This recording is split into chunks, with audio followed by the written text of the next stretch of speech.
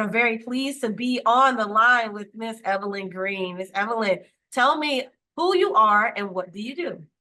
Sure. My name is Eveylyn Polk Green, and what I do right now is rest after over 10 years of being ADA president. that's that's what I currently do right now. Oh, that's good. That's good. But seriously, in my professional life, I'm an early childhood educator and administrator. But Oh, I spent wonderful, wonderful. many years as as ADA president and board member. So yeah, you told me about that. How did you get started being at a president? Like, where did Um, it begin? it was actually a fluke. The person that was the current president at the time, Michelle Novotny, called me. We used to do some things together. I was president of Chad. Well, actually, when she called me, I was past president of Chad. I was the immediate past president.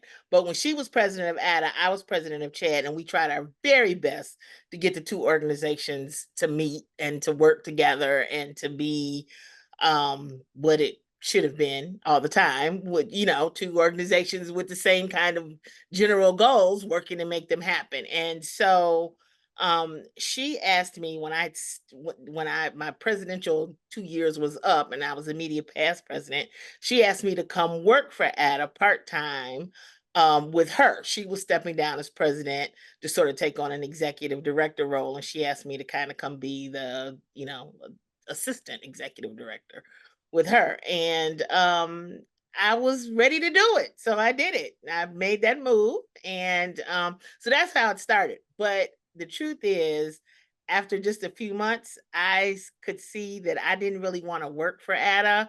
I needed to be on ADA's board. I had learned from, with Chad, when you're a staff member, there are restrictions to what you can say and what you can do. And so I saw some things after my experience with Chad and other organizations that I have been part of that ADA needed to do to become a more efficient, effective organization. And so by that time, David Gawork was president. And so David at one of our retreats, at our annual retreat, said, I'm pulled me aside and said, I want to talk to you. And I said, good, I want to talk to you. And it turns out we had the same idea. He actually wanted me to come and be on the board instead of, working for the organization. And I thought that I could be more effective as a board member. So I stepped up as a board member, and that's how it all started. Wonderful. What year was that? Oh, you're not going to ask me anything crazy like that, are you? As if I would know what year it is? Give me, maybe Okay, by, so how oh, do you wait a know minute, I exactly do about know. how long it was? I do know. It started in 2003 because that was my last year as Chad president. No, so it would have been 2004 because that was my past president year at Chad. And it happened in March. So yeah, it would have been 2004. So see, I do remember. Great, great, great, great. Yeah. So as you know, it is ADHD Awareness Month. Yay. Yes, and we have come a long way in the ADHD community. We have come a long way thanks to your efforts and thanks to the efforts of people who have paved the way before us. ADA has been around for about 30 years, Yeah. and you're just a part of that history. But you said you saw some things that you wanted to change. And as it pertains to members, and their needs, what do you think people need to know about ADHD and people with ADHD, and that will help them in the future? Well, as it pertains to ADA, I think they need to know that there's an organization there for them. I've been doing ADHD advocacy because I started off because my oldest son was diagnosed. And so that's how all this started for me. And what I recognized right away was I needed a support system. And that's why I ended up, drifted to Chad and started a Chad support group. And that's how it all started for me. And then the reason I was so interested in ADA is because my son was growing up, and also I realized that I had ADHD. And so I needed that, it was beyond needing support for my son and educational issues. we needed support for the family, and I needed support for myself as an adult woman with ADHD. And so I think for me, what I always tell people is the most important thing I did for myself was find that support. And for me, the support came not from being a member, but from providing the services that we have for everybody else, for making sure that there was a support system for everybody else. That was important to me. And so that kind of fueled what I did and my work with that. So You say that the support is very important. You said that you found out you had ADHD along with your son. How impactful has the support of Ada been to you oh, personally as an adult? Your oh son my now being an adult, I presume. oh my gosh. I'm sure my son does not take advantage as much as he should. Um but he knows Ada is there for him and what kind of the resources are and that he has access to them. For me, it's it's not so much like I don't really belong to any of the virtual support groups, but I know that that information is there. I know that if I want to join one of the social support groups or a work group, or if I want to call, the hundreds of friends that I've made over the years through ADA, and board members, folks from they'll tell you I'm the conference queen. I love the ADA conferences, and so that I've met through the conferences. So just knowing that those folks are there and are ready if I have a problem, if I have an issue, I know, just knowing there's a whole community that knows what I'm going through and understands what it's like to be an adult with ADHD. And so that I remember feeling so isolated and alone before I knew I had ADHD and before I knew what it was. And so just the fact that I know there's this community of people out there who I can count on to understand what I'm going through is just, there are no words for it. Yeah. You have a sense of belonging. Yeah, There's exactly. a sense of belonging. And one thing that I notice in the community of ADHD, there's a stigma because people feel like the things that people with ADHD do and the things that they have should not pertain to them. For instance, forgetfulness, for instance, leaving things, like I know one big thing is leaving cabinet doors open, or they're small things that people would say, oh, you're an adult, so you should know these things. Yes. Yeah. So there's a stigmatization of having ADHD, but then there's also they don't take ADHD seriously in Right. the marketplace. Can you talk a little bit to that dichotomy of how people don't take it seriously, but it is a very serious problem for Yeah. adults? It's a very serious problem for adults. It's funny you say that. I just got back from Minnesota where I spoke to did a presentation for the Institute for Challenging Disorganization for their annual conference about ADHD and disorganization. And that's, one of the things people think that as an adult that you should have it together and, your life should be okay and you shouldn't have piles of laundry like I'm looking at in my house right now that have been here for a while and will probably be here for a while longer before we finally figure it out. And so it's very difficult because expectations are people just don't take ADHD seriously and they don't take it seriously in adults. You hear things like, oh, everybody has ADHD. Everybody is distracted sometimes. Well, yes, everybody is sometimes impulsive and sometimes inattentive. It's when it disrupts your life that it's an issue and that it's ADHD, and people do not understand that what we call in the community the ADHD tax, the cost that we pay for losing our keys over and over again, for the jobs that we lose because we're not organized or we forget an assignment or miss a deadline. If we don't have that support and if we haven't figured out the systems to make it work, I don't want to make it sound like people with ADHD are all incompetent because we certainly are not. But until you understand the disorder and how it works for you, because it's different for everyone and it affects everyone in different ways. So you have to figure out for you what the challenges are and how to what kind of systems you can put in place, what kind of coping skills, what kind of things you can do to make it work for you.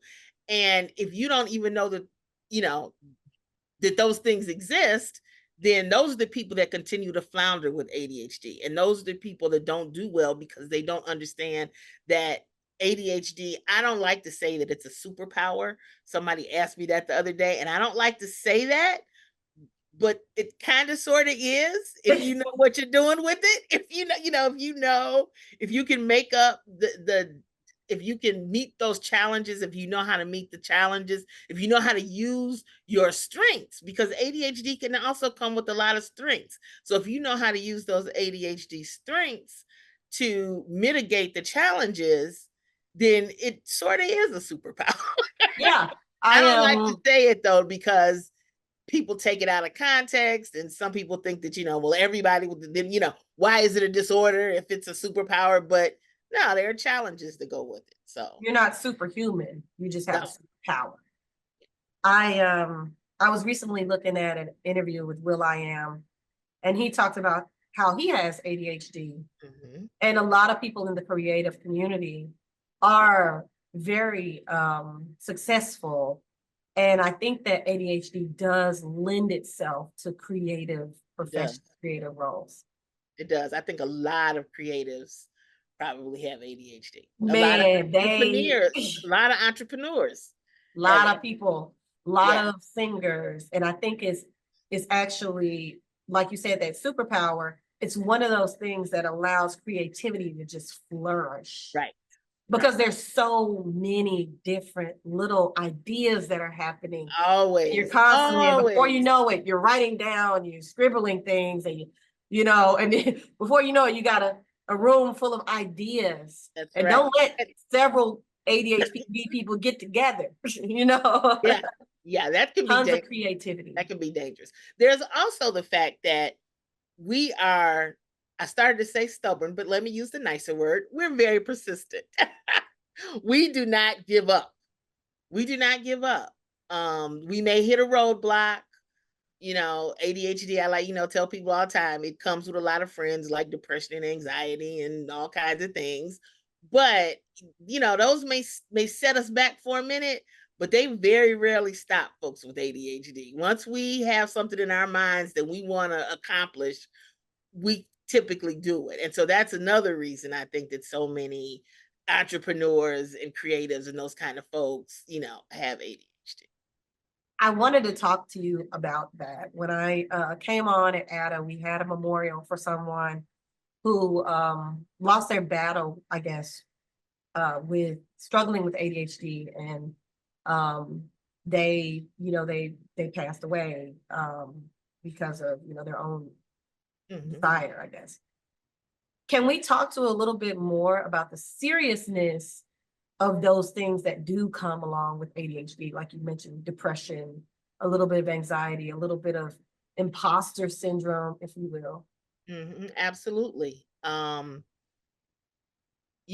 still, eh, after I was president of ADA for 10 years, Chad for 2 years, and I still don't always understand why. I'm like, when is somebody is going to figure out that I shouldn't be here, that I'm not qualified to do this?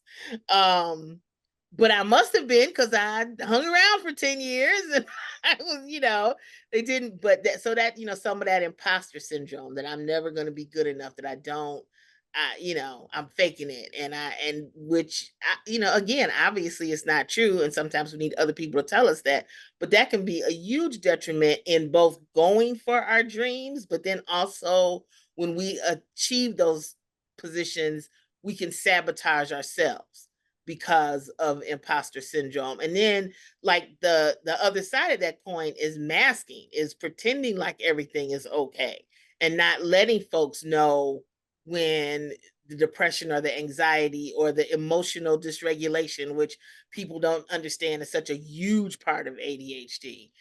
We're finally starting to acknowledge that and figure that out. But the emotional dysregulation is just huge. Along with that is RSD, rejection sensitive dysphoria, because we take everything to heart. We take it, in my experience, and I know that, this is general, you can't say this for everybody, but most of the people that I have met with ADHD have huge hearts.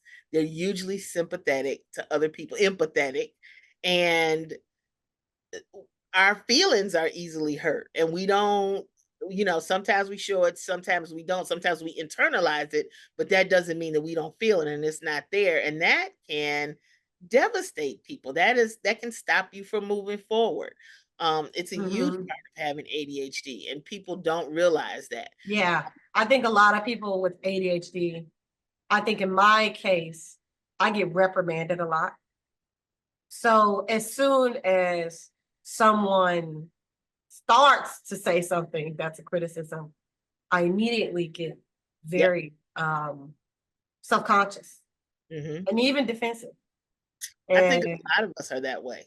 yeah, and it's because I'm just Well, so accustomed to hearing, why I did was you just do getting ready that? to say, I use the statistics when I do, part of my job is I do a lot of professional learning for teachers and educators. And one of the things that I say in most of my presentations is people with ADHD, children with ADHD, by the age of 9, they've heard over 20,000 negative phrases. They've had negative things said to them over 20,000 times. What does that do to your psyche? And if that's by age 9, what happens by the time you're an adult? How many times have you heard negative things? Have you been told you're stupid and why can't you do it, and whatever it is? So yes, we are very sensitive to any kind of, and the funny thing about it is it's any perceived rejection or criticism. Mm, It's not necessarily even really failure, or because we also do it over perceived failures, but it's because we've heard it so much that our bodies are kind of like primed for it. It's almost like PTSD, and and I shouldn't say that because I'm certainly not a therapist, but it's like it's like a trauma response, mhm. basically. Yeah, yeah, it's your emotional memory. Yeah. And that I've never heard of that phrase, rejection sensitive dysphoria. Hmm. And so with that being said, with ADA, we have, we have a very about almost 6,000 members. We have hundreds of thousands of people who follow us. One thing that I've noticed is that a lot of people from ADA, they don't come over from being children to adults. They usually find out that they have ADHD as adults. Hmm. And so what would you say to a person who is just now learning, hey, look, there's a name to what I'm going through. I'm not crazy.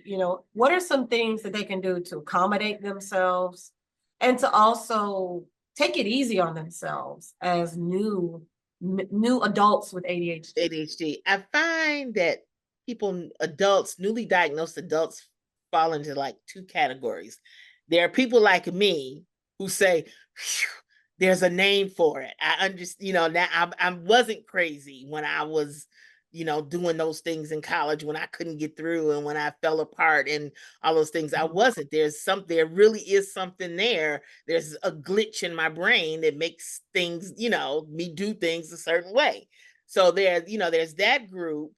And then there's a group, I think, that kind of doesn't accept it and looks at it more. They're not happy about finding out about it. I don't know if not happy is the right word, but I think they're kind of stuck. They're like, Like okay, in so denial. yeah, and either in denial or okay, there's a name for it, but what am I supposed to do? Not knowing about a group like ADA, not understanding that there are, now that we know what it is, we can do something about it. I always say it's like a step program. It's once you can name it, then you can overcome it. You can do something about it. But if you can't name it, if you don't admit it, Mhm. then you remain stuck. And so, my hope for people who are newly diagnosed as adults is that they get excited like I did and say, okay, what can I Yeah, do? this is a new frontier. Yeah, yeah. Yeah, it's a new frontier and there is hope.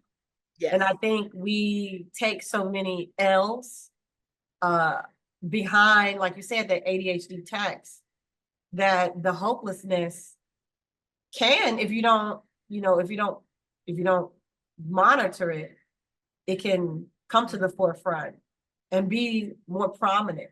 And you can then start to move in a direction where you feel like, well, there's no hope for me because I have ADHD and that's it. Right. Because the thing about ADHD is that we can manage it, we can manage our symptoms, but we're not really getting rid of it, It's not going anywhere. it It's ain't not going going anywhere. nowhere. You know It's what I not going mean? anywhere. But some practical things that I've seen people do are, getting enough rest, setting alarms, setting timers, having accountability partners and things like that, which makes it a huge, huge benefit. Um, I would also want to ask, you said I want to go back to the conference. You said you love going to the conference. You say you love being around your ADA homies. My Can Ada you tell us a family, that's story? who they Can are. you They're my can you family. tell us a little story about, some good times that you've had being around your ADA family? Oh, absolutely. Yeah. You won't be able to stop me from telling stories about it. Before, we have the international ADHD conferences, kind of the three major ADHD organizations have come together to put on this conference. But back in the day, we all had our own conferences. And so ADA had the ADA conference. So, I don't know how many people know that the origin of the talent show that happens at the international conference is ADA. That's where it came from. And just let me tell you, some wild things had happened at the talent show. The first one, I think it was the first ADA conference I went to. And I was there because it was when I was Chad president and ADA was receiving an award from, I'm sorry, Chad was receiving an award from ADA and they invited us to the conference. And I want to say they had a fire dancer in an Okay. hotel, by the way, in the hotel, which needless to say, the Fire hotel dancer. Okay. and was like, what is going on here? Like, like You got to do something to keep the attention of people with oh ADHD, my gosh. Oh So my when you gosh. see the fire, Yeah. Yeah. Oh you're my like, gosh. okay, Oh my they gosh. ain't turning away. We that I believe it was that same conference. We had a New Orleans style Mardi Gras party is kind of how they, did it. So one thing you can always count on ADA folks is having a good time. We're It gonna sounds find like it's a good a, time. We yeah, are I've gonna never find a good been. time. It Oh, you sounds must. like, Yeah, I yes, mean, they're a little more subdued now that it's not just an ADA conference and it's, the other groups are involved too. But I mean, I'm not disparaging it, and they're still fun, but it's a little more subdued than when it was just the ADA I conference know. because we're a little wild. Uh, so, you Yeah. know, but you can't stop us from having a good time, and it's not a good time that we don't need. No, we can't stop us from having a good time No, because it's just like the energy is just so yeah, much and when fun. you get, and it's just such a, and this still happens with the conference, but I think as an adult, it's a little different because it was almost all the people that attended ADA conferences were adults with ADHD, not a lot of professionals, or if they were professionals, it was usually coaches. It might have been, Mhm. psychologists, psychiatrists, those kind of folks, but they usually also had ADHD. So it was Right. like, It's just like right, it was the ADHD everybody's just, family for real. yeah, And so yeah, it was such it felt so good to walk into a place where you knew nobody was gonna yeah, where you just can mad just or let your hair misunderstand down. when you lost your keys, nobody was gonna question it and say, well, why is this the 12th room key? I remember doing the pre-conference meetings with the hotel staff and would say, okay, they're gonna come, you're gonna have people to come and lose their keys 15 times. Just smile and give them another one because it's gonna happen. So but just Yeah. being in a room where you could relax and let all that down. I mean, that's one of the things. We used to have great the ADA board would meet annually and do a face-to-face retreat. And there was just again that camaraderie. And ADA, everything was not fun and games all the time. There were times when we thought we might have to close Ada's doors. Now, it never would have happened because there were enough of us that were committed enough. We would have come up with our Mm, own dollars. And in fact, I did put out my own dollars for the wow. organization when, we needed So to. why And would you and have to not just close the me, doors? Was that other like so much people. overhead, or why'd you have to? Not so much it was overhead, but you talked about, I'm so proud of this organization now. Um, there were times when our membership was as low as 500. Um, Ada has always believed in helping adults with ADHD, sometimes to our detriment, and sometimes not recognizing that we needed to have money in order to help them. So, yeah, we had to have memberships. We couldn't give away the store. We used to give away everything. The teleseminar, Ada is the pioneer in what we're doing now on Zoom. Before there was Zoom, there were teleseminars, and Ada was a group that started those long before anybody else did. And everybody could come. We did, nobody was excluded from those. You didn't have to be a member to be there. And so there were times when we struggled financially, and other kind of ways, but even then we always found a way to make it Mm. work and to have that sense of community and camaraderie, and we're all in this together. So Yeah, that actually rings true with, the whole better together thing that ADA really stands by, which is we are adults with ADHD, serving adults with ADHD. And if it were not for the fact that you and your comrades and the rest of the board were committed to this for your own well-being, then ADA wouldn't be where it is today. yeah. So is there anything else you would like to add? No pun intended. No, I just,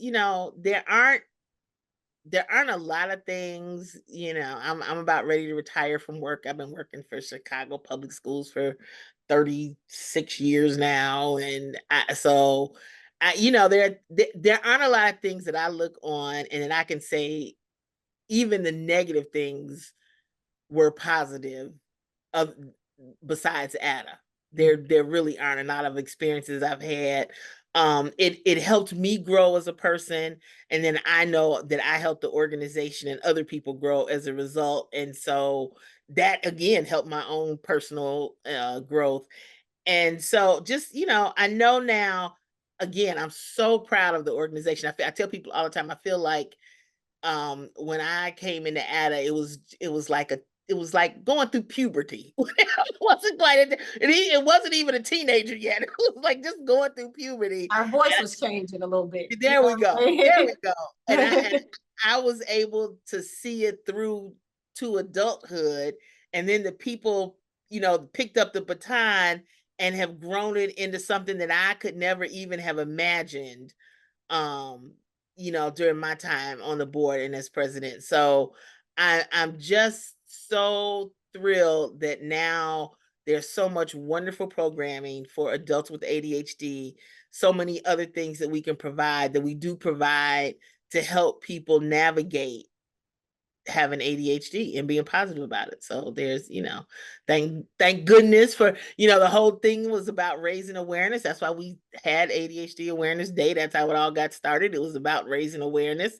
And now, we've gone from ADHD Awareness Day where nobody wanted to do it but Ada. All the other everybody else poo-pooed it. It was only Ada that wanted to do it. And now we've gone from that to we've got, the whole world celebrating ADHD Awareness Month.